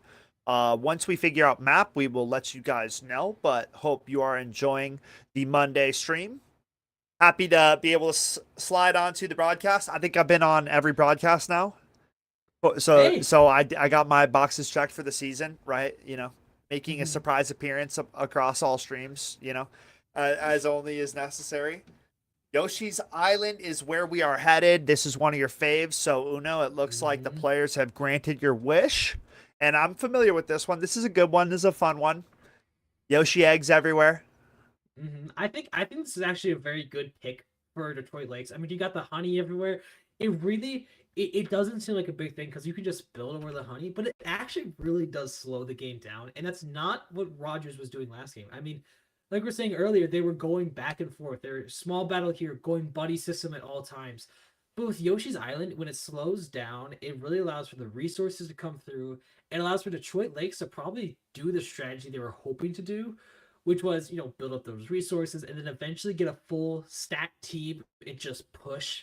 But they just weren't able to do that with the jungle. And so I think this is a very good choice for Detroit Lakes here. I mean, they got close. 2 kind of fully ironed up defenders or warriors, whatever you want, because both of them seem to be kind of going on that aggressive note, but kind of missing the timing as their bed got deep fried right before that. So should be interesting once we get into the swing of things on Yoshi's Island. Detroit Lakes must win scenario in this game too if they want to battle back and push for a game number 3. Otherwise, Rogers looking to 2-0 and close out the evening in a victorious fashion. So we'll have to see. 4-3 record on the line, Uno, right? Kind of. I mean, this is. We already said we're not unsure if even going 5-3 will give them a chance or a sliver of a hope at making state, but we do know that these are 2 must-win games, right? These last 2 games of the season for either one of these teams. So it's here, it's now, it's got to be the time, right? Like you're running out of time for both these squads. So we'll see how things progress here. Yeah, absolutely. I mean, this is a matter of either going 3-4 or 4-3, and if I'm going to be honest, I actually don't have a favorite for this next game. I mean, they're both amazing teams, and usually I have some a little bit of an edge towards this team, but I would say both teams are pretty equal. And so that did seem like an even game. Yeah, so this next game, it could really go either way. It could just be a simple hey, you know what? Let's just first game. That's not our game. That wasn't our game.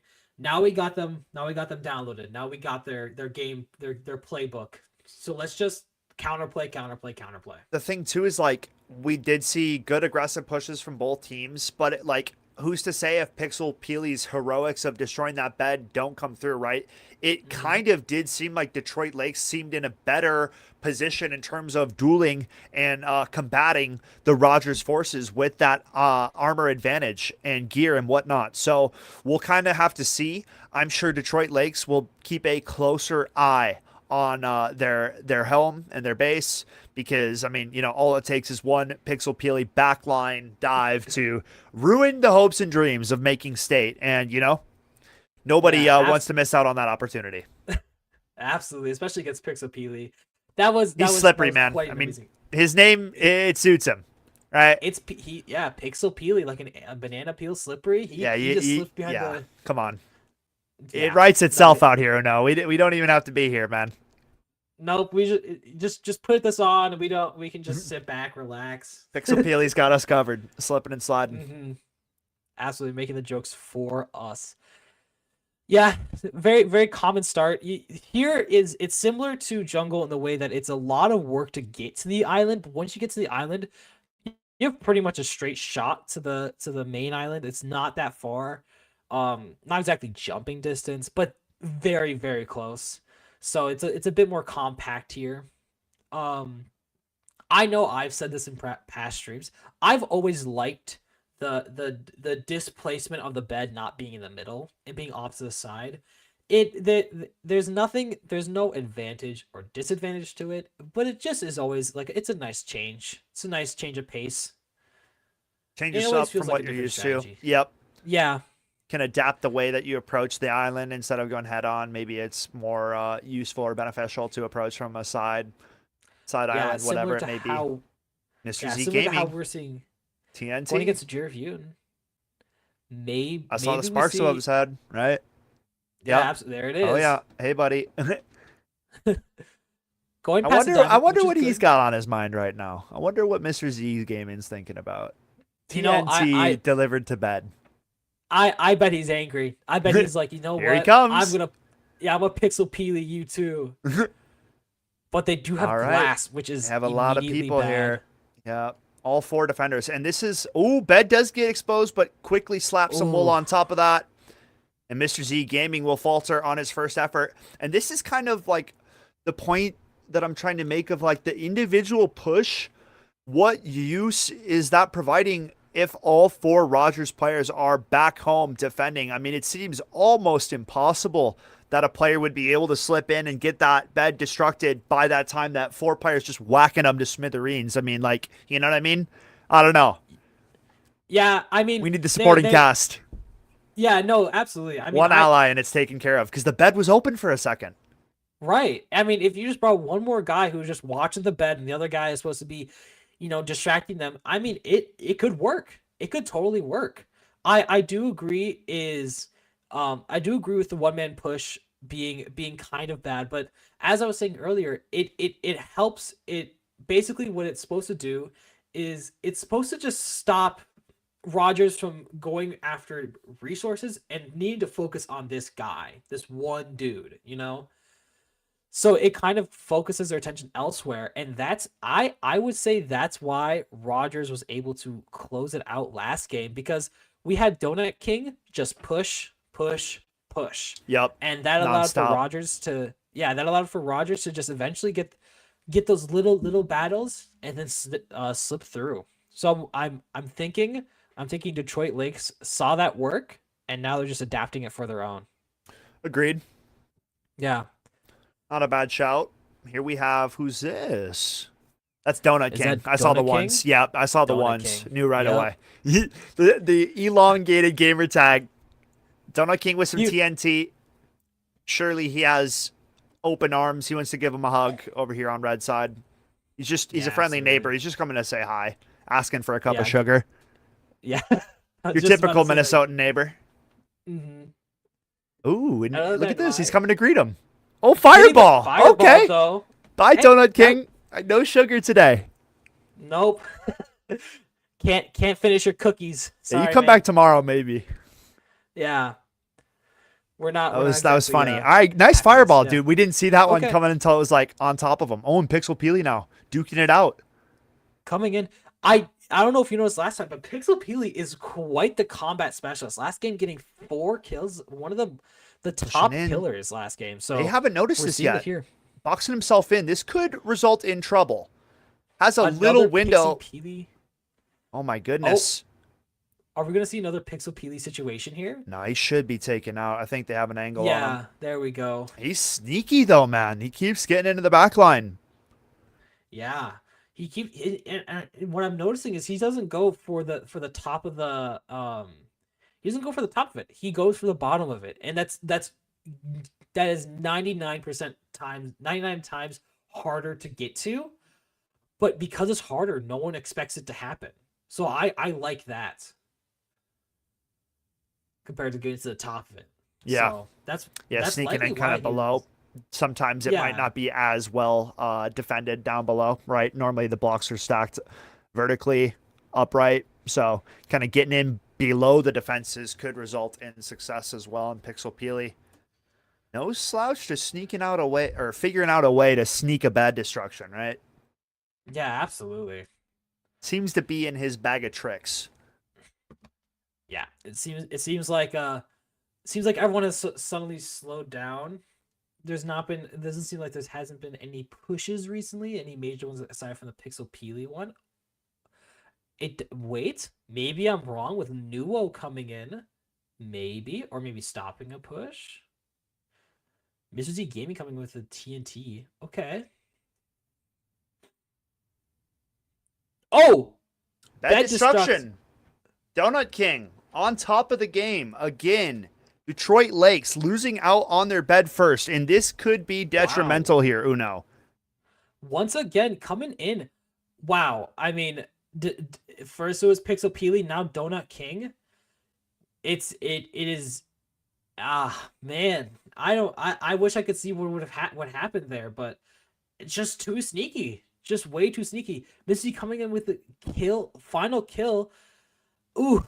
That is not good. Yeah, this is trouble in Detroit Lakes Town. 3 players remaining now. Bet is gonzo. There is still a chance here if they all band together and get those team pushes going. But they are at that disadvantage of only having 1 life left. So yeah, here's to hoping. Gather what you can. Stay in whatever kind of grouping format possible. I mean, you got to have each other's backs at this point. Getting the armor on now for Nuo seems to be the player that they're funneling the resources into. We'll see what comes of this. That is. I'm liking the iron armor here. Yep, got to make somebody ready for combat. That's true. If you're gonna have it be someone, better have it be Nuo. I've seen his fighting. It's pretty good. He's on par with Pixel Peely, if I remember correctly. So Nuo and Mr. Z Gaming were both the ironed up soldiers in that first meeting. So no surprise to kind of see them going back down that route. We'll see though. I mean, the main thing I'm looking for is the support from Disclosed and McMinecraft, right? They gotta help out Nuo in whatever way. If he's the distraction going for the fight, wait a second, TNT delivered to their doorstep. Donut King not satisfied with just the bed, looking for more. Oh, final kill on the 1. McMinecraft goes down. Wow, able to finally get that sugar he was looking for. So I you know what? He's probably happy about that. Able to both get the bed and then a final kill. Now just down to the final 2, Nuo and Disclosed Aura. Disclosed Aura going on a bit of a hero's run here. I was about to meet up. High ground. I know that I was saying how one-man pushes were good. Pixel Peely's going to take care of him. Yeah, that's a dead man walking. Yeah, I mean, one-man pushes are good early game, but late game, your bed's gone. There's only 2 left against 4. I'm not too sure. I'm not too sure that was a play here. It's just Nuo now. Yeah. Left with it all to do. Making this push. I always say this. I love a good comeback. Good underdog story here. Nuo coming in with 30 hearts. The heart advantage. Peely's on top of him though. True, with an iron axe. Iron axes are very, very strong. Pushing ahead though, trying to build some distance, but Pixel Peely's still on top of him, not making this easy by any means. Blocking him off. I think that is an amazing move. Dapple for some healing. Over. Taking the fight with Peely, but dropping HP quickly in a death to fall damage is not what you want to see. Uno, that's going to do it. It's Rogers that get by with a 2-0 victory. First killer to Pixel Peely with 6 elims in this game number 2. You said he had 4 in number 1. I mean, 10 total? That's not bad. That is not bad. Yeah. I'd be very happy with that. Detroit Lakes, hey, you know what? They tried their best, but it was the Donut King and Pixel Peely coming in with the sneaky bed pushes. That's hard to counter sometimes. You know, you're trying to diverting your attention somewhere else, and you think you're good back home, but you know, it's just all you need is that one person to push you over the edge here. For sure. Solid team effort from Rogers. Good look and good showing from Detroit Lakes. It doesn't go their way today, but you know, that's just the way it goes sometimes. Rogers having that team play dialed and playing nicely off of each other, Uno. Yeah, absolutely. And hey, you know, here's what I will say. We may get a bit more of an internal look on Rogers' game plan, as we may be getting an interview shortly after a very short break. We will see you soon. This was an amazing 2 matches. And hey, stick around. You'll be able to hear some more about Rogers' defense here. Coming up right after this break. Here at Concordia St. Paul, you will have the opportunity to earn a degree, make lifelong friendships, and play a game you love on an esports scholarship. For more information, visit csp.edu/esports.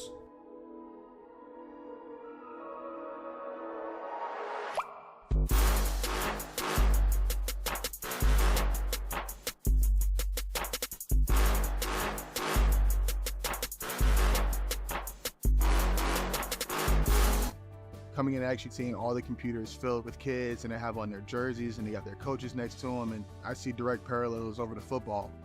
There's just not a lot of knowledge about gamers out there. People just don't know what they don't know.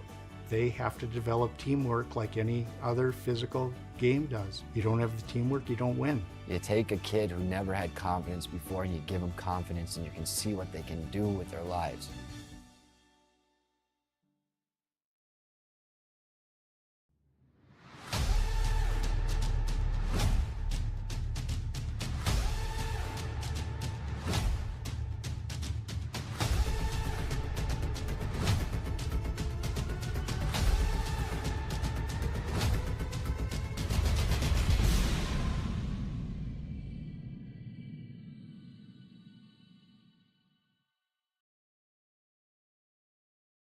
Life isn't one size fits all, and college shouldn't be either.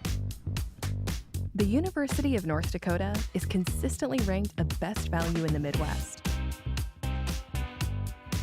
That means whatever you decide to study, you know it'll be worth it.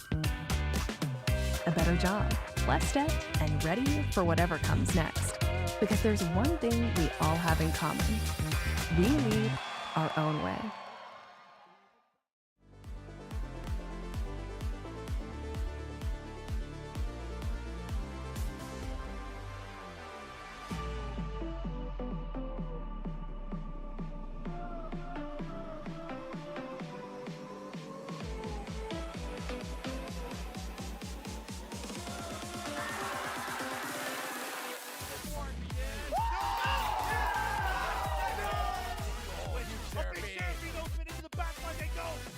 Roseville will find their golden moment.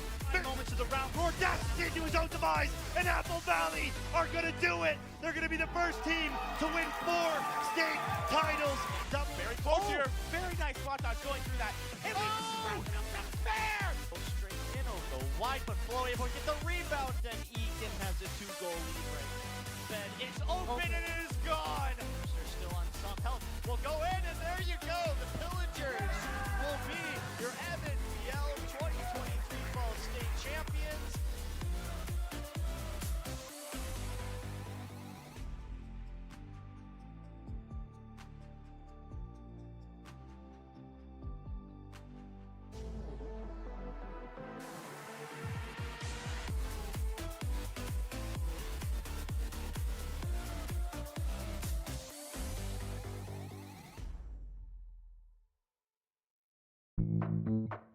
Where are you going? Or maybe a better question is, how far do you want to go? And how fast do you want to get there?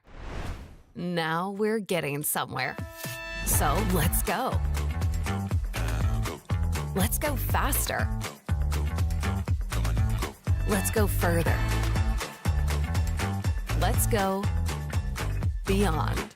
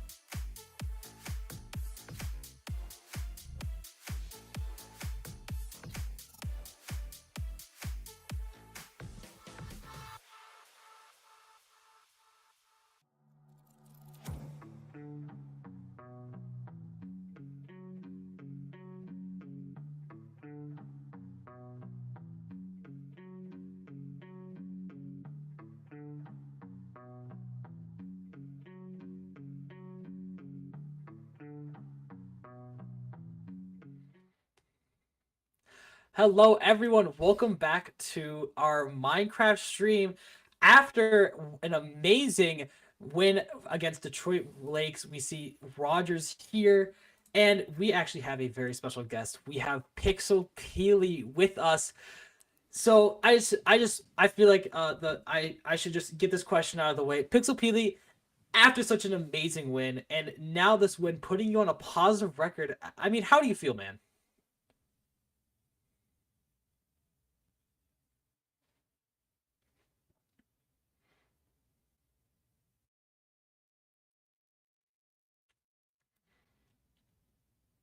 Mm-hmm.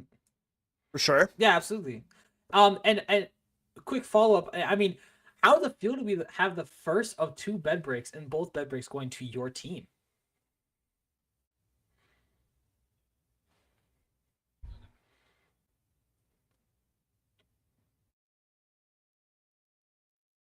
Mm-hmm. Whereas here is more like we just kind of rushed right away and destroyed their bed, and yeah, just from there got the win. It felt like we were in control almost. For sure. Kind of leading the Yeah. charge. Yeah, exactly. All right, I got one for you, Pixel, real quick. So, kind of throughout the 2 games, it seemed like you were the sword master, without a doubt, kind of leading victory with your duels consistently. I think you finished with 10 elims throughout both games. I want to know what you do to kind of practice your dueling ability, or what makes your dueling ability so confident when you're on the server. Well, there's this other server I play on sometimes when I'm like bored or something, which is just it's a dueling server. I don't remember the IP exactly, but it's That you makes basically sense, though. Yeah, you just jump into like a giant combat arena and then just pick a random person and just start dueling them. Nice. So that's pretty fun. And yeah, I've also just played this game for a long time, so naturally I've had build up skills with that and stuff. For sure. Yeah. Well, I just wanted to tell you that your dueling is getting credited and it's not going unnoticed, good sir. So props to you for that. Yeah, thanks. Back to Uno. Yeah, absolutely. And kind of following up with this praising train. Up here, after we saw the bed break, we're kind of fanboying a little bit, seeing your sneaky bed break that we didn't even catch. So I figured you should just let everyone here and let us know. I mean, what happened during that first bed break? Oh yeah, the first bed break. So I basically I found some plates on their defense because their defense wasn't very symmetrical or anything. It was kind of just haphazardly placed together. So I found a divot where there were blocks surrounding like a center point almost close to their bed. And then I just broke one block and then spammed wool around me so that I had time to break blocks while they're mining the wool around me. For sure. And I like almost like a mole, I just dug into their bed and then destroyed it. Nice. Well played. Hey, that works. That works really It works. well. Yeah, nice job. Yeah, thanks. Yeah, of course. And so after this amazing win, now on a positive record, I mean, what's the goal for the rest of you guys, the rest of the team for the rest of the season? Probably just to get to state. Be very fun to compete there. Because we haven't been to Minecraft State before, and this is our first year doing Minecraft, so For sure. yeah, that's absolutely. definitely cool. Yeah. Best of luck to you guys then. Yeah, thanks.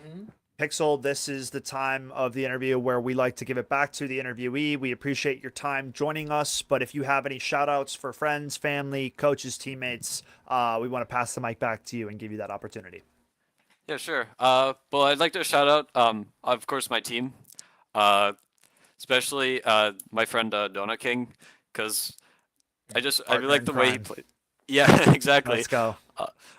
When we go together as like a team to rush, we usually have a strategy where like he'll place a bunch of TNT down, and I think that's really funny because it makes a big mess and it gets very hectic, but it's very easy to break their bed when they're trying to, work through it. For sure. And yeah, of course, the rest of my team, amazing. We have like set roles. It's great. I can't think of anyone else at the moment. Hey, you're good, man. No pressure. Yeah. We appreciate you hopping on to the interview with us and talking with us, Pixel Peely. We hope the rest of your guys' season goes good. 1 week left to maybe punch your ticket to state. So, for your guys' sake, we hope that goes successful for you guys and just wish you the best of luck. Yeah, thanks. Awesome. Have a good rest of your Monday, man. Yeah, you too. Goodbye. Yeah. Peace out. See you. All right. Well, not too shabby from Pixel Peely Uno. Well spoken. Talking about strats. I mean, who would have thought he gives the shout out to Donut King, his partner in crime, right? I mean, these are the two that you got to have your eyes out for on the server: Pixel Peely and Donut King. Yeah, absolutely. I mean, to be fair, that last bed break was Donut King following a similar strategy to Pixel. Like Peely, what he said. Yep. So I'm not surprised that they're kind of like a duo here. Yeah. Laying the random blocks of TNT like he shouted out. We saw him get one of those final elims in that fashion. So, well played from the Rogers squad. I believe that concludes what we have to offer. Uno, I appreciate you having me by your side on the Minecraft broadcast. To all the viewers, I hope I didn't butcher it too bad. We do what we can. We try to figure it out while we're out here. But I had fun. And yeah, I mean, I just hope you guys have a good rest of your Monday. So if you got anything else, Uno, go for it. Yeah, I was just gonna say this was a wonderful game to have on, and it was a wonderful game to have you with me. You did amazing. Don't worry. Thanks, dude. So yeah, no, of course. Yeah, Appreciate it. We did. Yeah, it was a great game for you to be on, and it was just a great interviewee to have on, and a great interviewer to have by my side, and an amazing co-caster. Appreciate it, brother. Like I said again, amazing game. So I figured that we should just, hey, last game, let's just wrap this off. Thank you guys so much for joining us on this MNVL stream. It was an amazing game and quite the game to leave off. So, hey, everyone have a wonderful Monday night. Stay warm, and we'll see you next time and see you tomorrow for another MNVL stream full of even more fun. So, see you guys next time. Thank you so much for coming.